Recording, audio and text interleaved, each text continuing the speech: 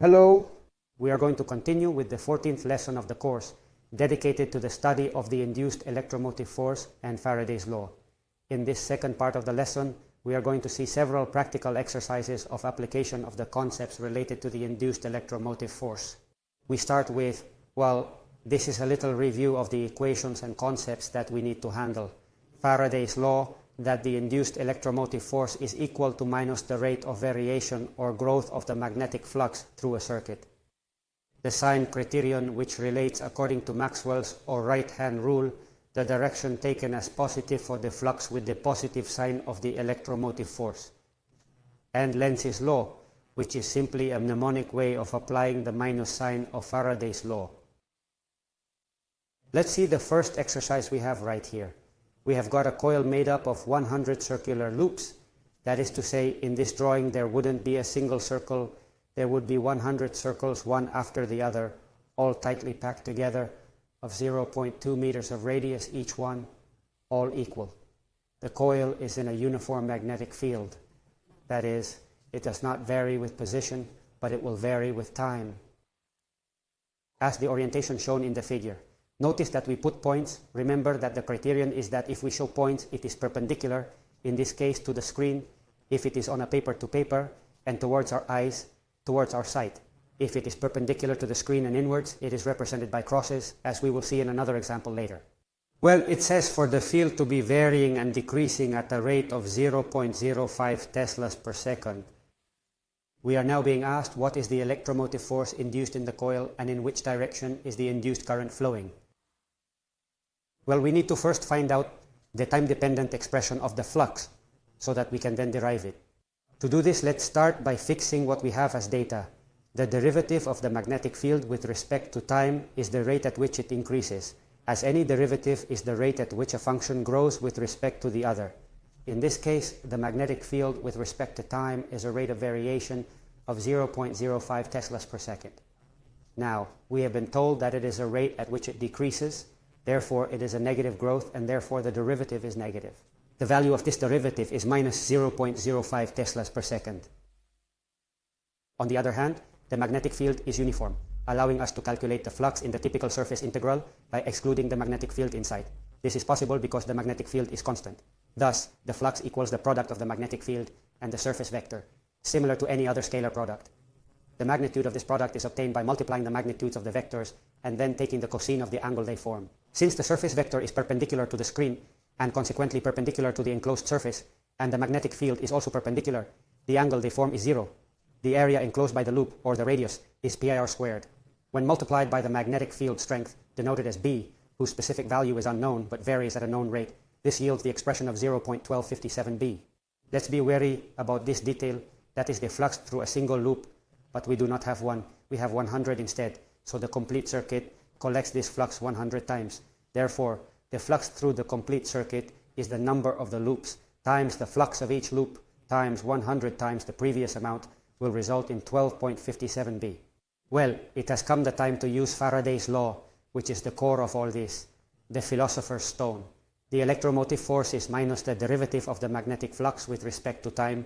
I simply substitute the expression, I do not know the magnetic field, I have to derive it, and I do know the derivative, it is minus 0.05. I just have to do the corresponding operations, and I get that the induced electromotive force is 0.628 volts.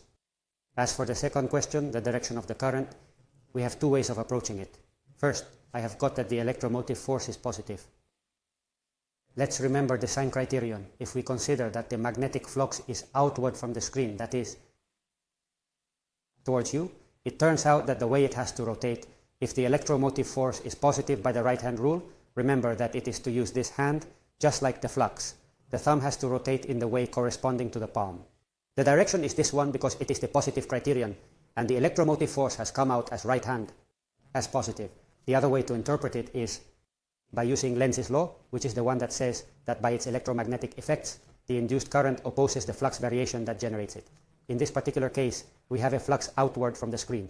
Since it is decreasing, the loop would try to oppose, if it had its own will, creating or reinforcing that field so that it does not decrease so fast, creating a field also towards the outside of the screen.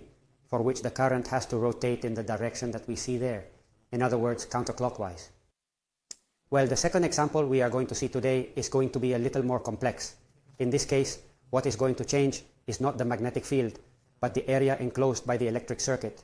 Here we have a wire ABC, which you can see indicated on the slideshow, and above it rests a bent rod of F, conductive, so that at the instant t equal to 0 is located as shown on the screen, forming a complete circuit, the part through which circulates evidently by the open ends. By the ends that make contact, does not circulate current, circulates only by the part that forms a closed circuit.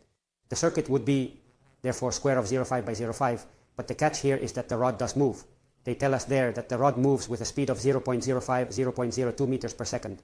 Not only the corner, but the whole rod in a translational movement. And what they ask us is, knowing that the magnetic field is uniform, 0.8 Teslas, constant, that is uniform, let's remember that it does not depend on space, constant, it does not depend on time. Well then, as indicated, the rod moves. In this case, the magnetic field is multiplied by the cross symbol perpendicular to the screen, but inward. I am asked, what is the induced electronic force and its direction at the initial instant? They are also asking when the direction of the current changes, because we will see that there is a specific moment when the current goes from circulating in one way to the other. So the rod is doing that kind of movement, a translational movement, and therefore it is going to change the dimensions of the circuit that it delimits. We can see that if it starts with 0.5 and moves horizontally, as we can see in this diagram, at 0.05 meters per second, then here we have what it is going to measure, which is 0.5 plus the horizontal velocity times the elapsed time. Vertically, as what it does is to shorten, it will be the initial measurement minus this speed, 0.02, times the elapsed time. So the area is therefore changing. Said area has the typical expression of any rectangle, base times height. It is a product of two binomials, and by developing them we get the following expression. One term, another 1 times t, and another times t squared. So what is the flux then? Again, as in the previous case, if the flux is uniform, it can be taken out of the integral. Since it is also perpendicular to the screen, just like the surface vector, it is enough for me to take the modulus of the first, the modulus of the second, and the cosine of 0. The modulus of the first is datum 0 with 8. The second is the expression that we have obtained before. Therefore, applying this expression, we get this polynomial development, 0.2 plus 0.012t minus 0.0000008t squared. This is the expression of the flux as a function of time, with which we can proceed to apply Faraday's law and therefore derive. Here we have the result. It is the derivative of a second degree polynomial. Without further problem, we get the expression of the induced electromotive force, which will be in volts because we are working with all the expressions in the international system. Well, the question we are asked is, what is the induced electromotive force at the initial instant? Which actually is exactly as complex as to get it for any other. Let's just replace, in this case, t equal to 0, and we have this result. The induced electromotive force is minus 0.012 volts. We may think that as it is negative, it will turn the other way around as in the previous problem, but it is necessary for us to apply the criterion accordingly. In this case, the positive flux is going to be towards the inside of the screen. Therefore, the positive electromotive force, applying the right-hand rule, is not the positive direction of the previous example, but the opposite instead. We can clearly see it here now. With the field inward, the right-hand rule would tell me that positive is like that. As it is negative, it turns the other way around, so it turns out to be turning counterclockwise again. As for the second question, the electromotive force, when is it going to be 0? When the electromotive force is 0, we clear that it is equal to 7 times 5. For smaller times, this electromotive force here would give me a negative epsilon as a moment ago as initial.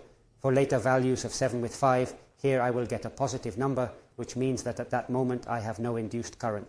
Before it was like the one I had just drawn, and from that instant it will just go in the opposite direction. The direction of that current will therefore be reversed. Let's leave it here with this short summary of today's lesson, in which we've talked about the fundamental equations. Thank you very much for your attention, students.